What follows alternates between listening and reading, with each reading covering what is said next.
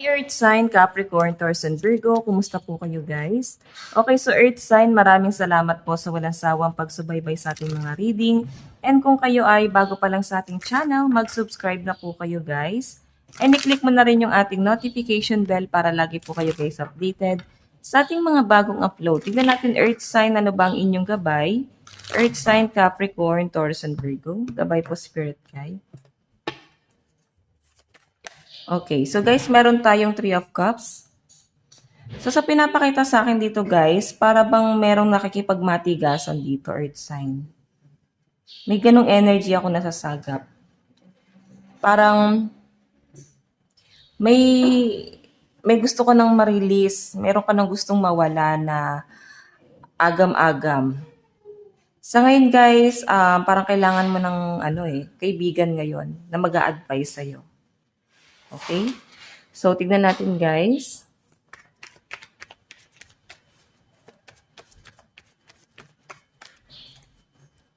Okay, so meron po tayong 8 of Cups. May pinapakita sa akin dito Earth sign na maaring meron kang nilalayuan, iniiwasan, or mararamdaman mo na parang iniiwasan ka. Pwedeng mararamdaman mo na parang iba ka sa mga taong nakakasalamuha mo. Okay, 6 of Wands, may pinapakita sa akin dito Earth sign na takot kang ma-expose. Okay, parang introvert ka eh. Takot kang makilala or may mabulgar, may malaman. So parang ngayon kasi guys, nandun ka sa spotlight. Okay, pero ayaw mo ng ganong feelings. Ayaw mo na parang napapansin ka. Parang gusto mo na doon ka lang sa sulok. Ayaw mo nang napupuna. Kung ano man yung mga achievement na meron ka, I think ano ka naman dito guys eh. Proud ka para sa sarili mo kung ano yung nararating mo. Pero sa pinapakita kasi sa akin guys, hindi sa pagiging mahiyain, siguro grabe lang yung pagiging down to earth mo talaga. Okay? So, tignan natin guys. Ayan, meron tayong 6 of Pentacles. Medyo ano ka, no? Parang sobra ka sa pagiging mapagbigay. And kailangan, ito yung kailangan anuhin mo, pigilan mo. Okay, yung sobra-sobrang sa paglalabas ng pera, guys. Kailangan maging control ka din. Tignan pa natin, guys. Ano ba tong 3 of Cups? Ano ba tong 3 of Cups?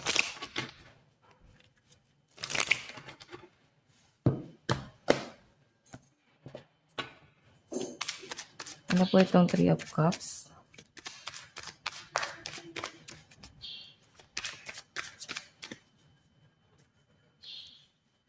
Okay. So guys, meron tayong 6 of Wands. Meron tayong 8 of Swords. And King of Cups. Ngayon guys, parang maglalaylo ka. Medyo may nangyari dito na maaring ikina-disappoint mo at ng ibang tao. So, sa pinapakita sa akin dito guys, parang stuck ka sa isang sitwasyon. Parang kailangan mo daw maging mabuti or parang kailangan mong 6 of Wands kasi parang kailangan mong suyuin or amuin kung sino man yung nagawa mo ng masama ngayon. Parang kailangan mong bumawi sa kanila guys. Ngayon, yung energy kasi rito guys medyo matigas eh. Parang or pwedeng ito ay nakakadil mo, no? Kung hindi man ikaw, meron kang inaantay dito na isang tao na para bang humingi sa'yo ng tawad. Or alam mo sarili mo kung ano yung tama eh. Alam mo kung ano yung ginagawa mo. Okay? Earth sign, ang problema lang guys, nakikipagmatigasan sa inyo. Nakatanaw lang siya guys. Sorry, wala kang maririnig sa taong to guys. Okay? Sa pinapakita sa akin. Kasi nakatanaw lang siya, parang ikaw yung hihingi ng tawad sa taong to. Or pwedeng ikaw yan. Ikaw yung unang nagpo-first move. Or siya yung unang nagpo-first move. Wala kang gagawin. Parang inaantay mo na siya yung humingi ng tawad sa inyo. 8 of Swords, stuck ka dun sa sitwasyon. Kailangan mong baguhin yung ganung personality mo, guys. Okay? Kasi hindi sa lahat ng bagay, maiintindihan tayo ng ibang tao sa paligid natin. So, tignan natin na itong 8 of Cups. Ano tong 8 of Cups?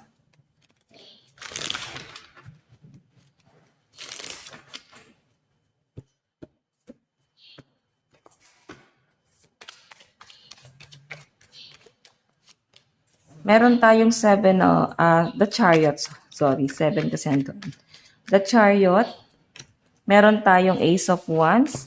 May mga naguguluhan dito guys kung, lalo na sa relationship guys, no? Kung ikaw ay na-involve sa third party, I think, naguguluhan ka kung aalis ka ba or mag-i-stay.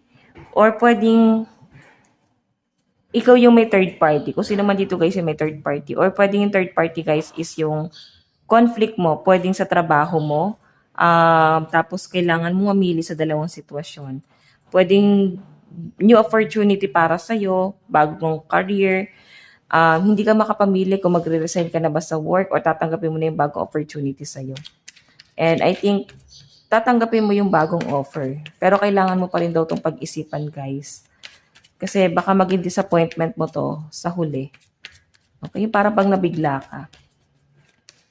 Tignan natin guys ano tong 8 of Cups.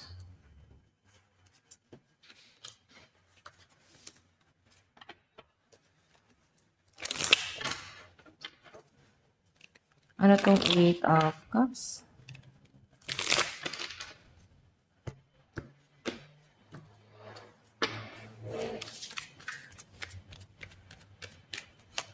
Meron tayong 5 of Swords. Napakaganda ng pasok ng pera sa mga earth sign guys kasi abundance, the Empress. Pero hindi talaga maiwasan earth sign yung mga chismis, may mga naiinggit or pwedeng kung hindi man to inggit guys, meron silang napupunan sa inyo guys na pangit.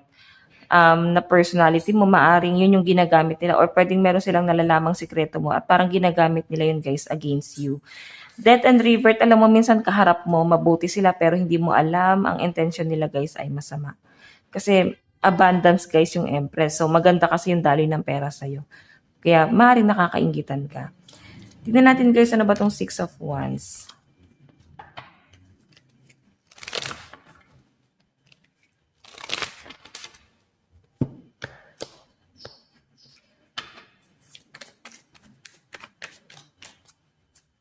Okay, meron tayong 2 of Wands. Ayan, lumabas na. Temperance, may pag-adjust kang gagawin dito. Kumbaga, may calling na paparating sa inyo, guys. Yun nga lang, guys, makikilala ka.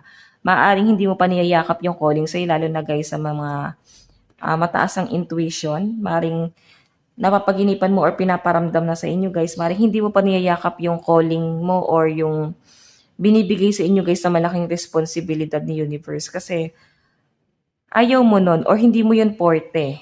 Pero ito kasi guys yung inadya sa'yo eh. I know, death and river to. Kumbaga, binibigay na sa'yo. Parang kailangan mo nang tanggapin to guys. Okay, tignan natin guys pagdating naman sa love life mo. Pagdating sa love life,